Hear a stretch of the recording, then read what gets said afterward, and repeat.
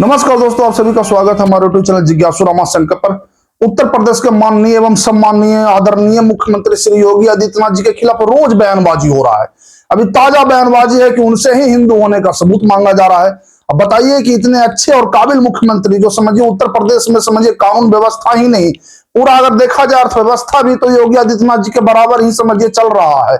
जैसे वे अच्छे हैं तो अर्थव्यवस्था भी अच्छा है, अगर वे अच्छे हैं तो कानून व्यवस्था भी अच्छा है।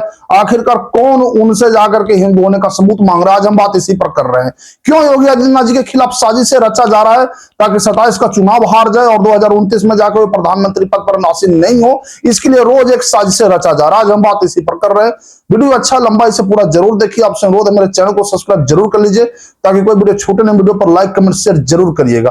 देखिए, योगी जी से हिंदू होने का सबूत वही लोग मांग रहे हैं जो खुद हिंदू नहीं है। सबसे मैं पहले डिक्लेयर कर देता हूं, क्योंकि योगी आदित्यनाथ जी से बड़ा हिंदू कौन होगा? वे महंत भी है निजी जीवन में, और ये गोरखनाथ पीठ का जो मठाधीश है, ये कोई किसी पद से कम नहीं है। और सबसे अच्छी बात यह है कि अभी तक उनके समझिए तो जो काम करने के तरीके हैं उस पर किसी भी प्रकार का भ्रष्टाचार के आरोप भी नहीं लगा है, न तो निजी जीवन में न सार्वजनिक जीवन में। तो उनसे ही हिंदू होने का सबूत सिर्फ इसलिए मांगा जा रहा है कि अपना एजेंडा सेट किया जाए। यही मांग रहे हैं जाके शंकराचार्य अभिमुक्तेश्वरानंद जी।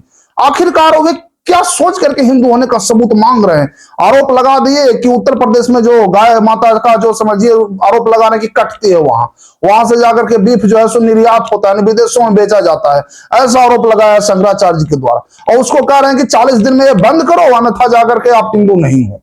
अब ये कौन सा तुक हुआ भाई? देखिए, यहां जाकर के किसी पर हिंदू होने का आरोप लगा देना और हिंदू न होने का आरोप लगा देना, इस तरह से जाकर के प्रश्न विचारणीय नहीं हो जाता है, प्रश्न चिंतनीय हो जाता है।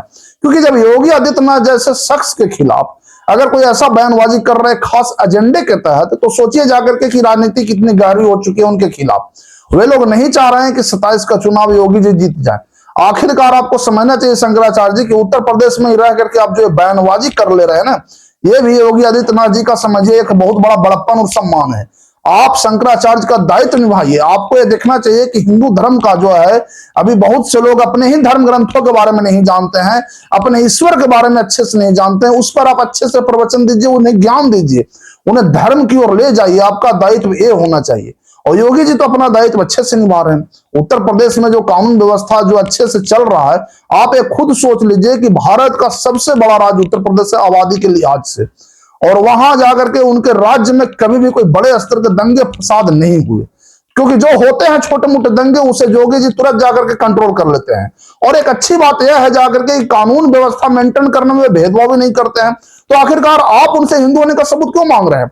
आप क्यों किसी खास पार्टी के साथ मिल करके बैटिंग कर रहे हैं और योगी जी के खिलाफ जाकर के आप चाह रहे हैं कि काम ऐसा करें कि 27 का चुनाव हार जाए?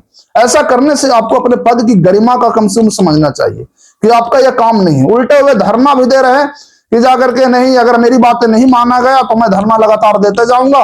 और मार्च में जाकर 10-11 मार्च को लखनऊ में एक सम्मेलन भी बुला रहे हैं संतों का, जिसमें से कहा जा रहा है कि कौन हिंदू है कौन हिंदू नहीं है, यह तय किया जाएगा।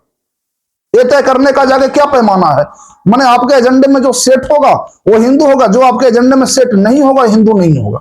आखिरकार योगी आदित्यनाथ जी के खिलाफ इतनी बयानबाजी इसलिए किया जा रहा है ना कि 27 का चुनाव में वो बुरी तरह से हार जाए। सारा ठीकरा योगी आदित्यनाथ जी पर मढ़ दिया जाए ताकि जो भी राजनीति चल रही है योगी आदित्यनाथ जी की वो खत्म हो जाए।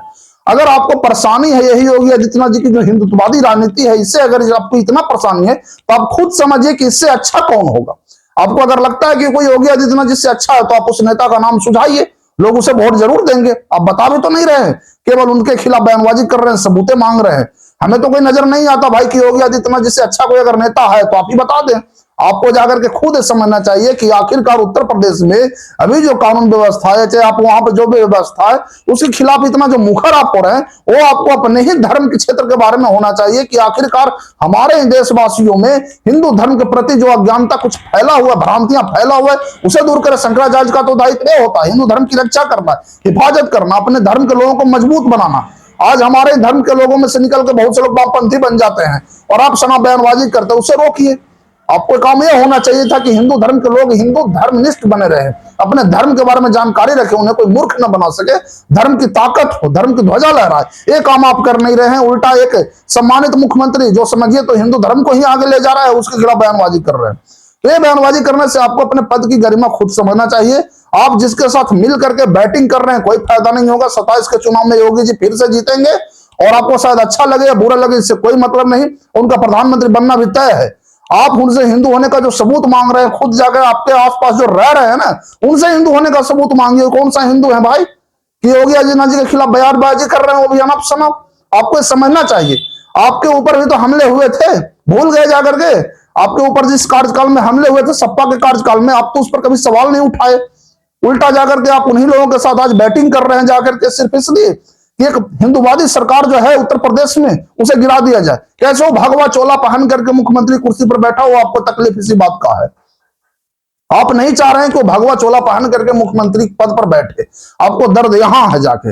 आपको ये समझना चाहिए कि आपके इस बयान से जाकर के उन राष्ट्रवादियों एवं हिंदुत्ववादियों को कितना दुख पहुंचा है कि आपका कार्य क्षेत्र क्या था मगर आप करने क्या लगे। ठीक है, जाकर के आपको अगर भी राजनीति करनी है पार्टी ज्वाइन कर लीजिए, इसमें कोई बुराई नहीं है। योगी जी भी यही काम किए थे, महंत थे, उनको राजनीति करना था, पार्टी ज्वाइन कर लिए, वे भाजपा ज्वाइन कर लिए। तो भाजपा ज्वाइन कर लिए तो आज वे राजनीति कर रहे हैं, आज वे उत्तर प्रदेश के मुख्यमंत्री हैं। आपको भी अगर राजनीति करना है, जिस पार्टी में ज्वाइन करना आप कर लीजिए, देखते हैं वहां हिंदुत्व की राजनीति कितना दिन चलता है। ये योगी आदित्यनाथ जी का एक देन है कि आप उत्तर प्रदेश में रह करके उनके खिलाफ जो बयानबाजी कर रहे हैं, इससे आप अपने धर्म का ही नुकसान कर रहे हैं। संतों का यह दायित्व कभी नहीं होता है कि राजा का उल्टा उससे जाकर के समझे जातीय धर्म पूछना। ठीक है, आपको अगर कमियां निकालना था तो एक सही बात बता करके उनको ये बताते कि आप ये सुधार करिए। आप मानते हैं जाकर के कि कम से कम आज उत्तर प्रदेश में जो भी स्थिति हिंदुओं की ही है, आप हिंदू होने पर बात कर रहे हैं ना, तो आज योगी आदित्यनाथ जी के कारण ही है।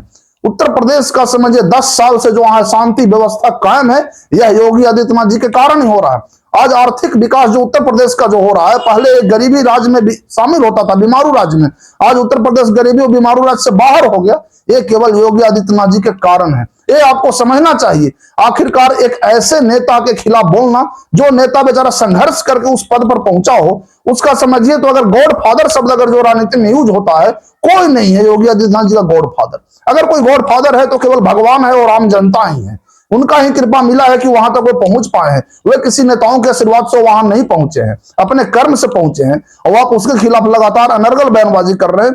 इससे सनातन धर्म का ही ह्रास होगा। आपका तो खैर हो या ना हो, मगर सनातन धर्म की लुटिया जरूर आप डुबाने पर लगे रहेंगे। आपको समझना जरूर चाहिए कि योगी आदित्यनाथ जी जो है कुंभ मेले की व्यवस्था इतने अच्छे से संभालिए कि 60 करोड़ लोग कुंभ में स्नान के, मगर कोई बहुत बड़ा हादसा नहीं हुआ। इसके लिए आप कभी भी प्रशंसा करें या ना करें, मेरे सच्चाई है। इतना बड़े स्तर पर कुंभ मेला आयोजित हुआ, योगी जी पूरी ताकत झोंक दिए, उसमें शांति व्यवस्था लाने में, हुआ भी एकदम सफल हुआ जाके प्रयागराज का कुंभ। आप उस पर तो कभी बोले नहीं, उल्टा जाकर के कमियां लगातार निकाल रहे हैं। ये आपको समझना जरूर चाहिए। और हाँ, हिंदू होने का सबूत अब जनता देगी, कौन हिंदू है कौन नहीं आप तय नहीं करेंगे। 2027 में उत्तर प्रदेश में चुनाव है। अब उत्तर प्रदेश की जनता तय करेगी कि उसे कैसा जाकर के सीएम चाहिए, योगी जैसा चाहिए या कोई और चाहिए। ये तय अब जनता करेगी, आप नहीं। जनता जरूर बताएगी कि कौन है अच्छा कौन बुरा है।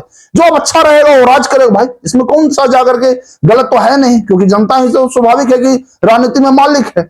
तो ये आप तय करिए जाकर के कि आपका जो कार्य क्षेत्र है वो आप कर रहे हैं कि नहीं, और जो योगी जी का जो कार्य क्षेत्र है वो योगी जी कर रहे हैं कि नहीं। तो योगी जी तो अपना कार्य क्षेत्र कर रहे हैं, मगर आप नहीं कर रहे हैं। आपको समझना चाहिए कि जो मेरा काम है वो मैं कर रहा हूं कि नहीं। तो इसमें कोई दो राय नहीं कि आज उत्तर प्रदेश में जो भी हिंदुओं की अच्छा दशा है दिशा है, वो श्री योगी आदित्यनाथ जी के कारण ही है। आपको अपने स्तर से खुद समझना चाहिए। और इसके केवल जाकर के जो बयानबाजी कर रहे हैं, इसके जिम्मेदार आप ही रहेंगे। ये जो धरना प्रदर्शन चल रहा है, उल्टा जाकर 10-11 मार्च का जो टाइम दिया गया, 40 दिन का टाइम दिया गया है, इससे कोई फायदा ही होगा। जाकर के आपको समझना चाहिए कि योगी आदित्यनाथ जी का जो घोड़ा भी चल रहा है विकास का ना, ये कभी रुकने वाला नहीं है किसी के कहने से। वे मुख्यमंत्री फिर से बनेंगे, प्रधानमंत्री भी।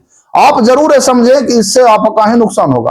आप लोगों का क्या कहना भाई, आप जरूर बताइए जाकर के, ताकि ऐसे लोगों को जवाब दिया जा सके कि सनातन धर्म की रक्षा करने के लिए काम जो दिया गया था शंकराचार्य, क्या वो काम हो रहा है? क्या राजनीति में इस तरह से घुस चढ़ना सही है? कमेंट करके मुझे जरूर बताइए। वीडियो अच्छा लगा तो लाइक कमेंट शेयर जरूर करिए। चैनल को सब्सक्राइब करना ना भूलिए। धन्यवाद।